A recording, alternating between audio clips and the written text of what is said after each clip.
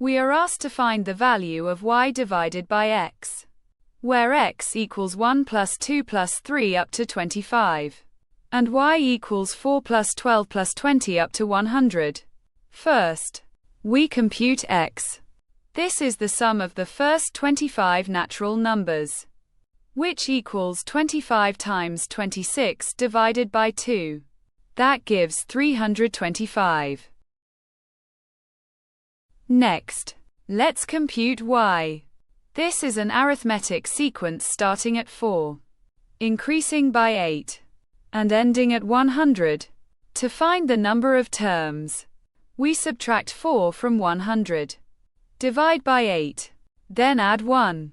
This gives us 13 terms. The sum is 13 over 2 times the sum of the first and last terms, giving 676.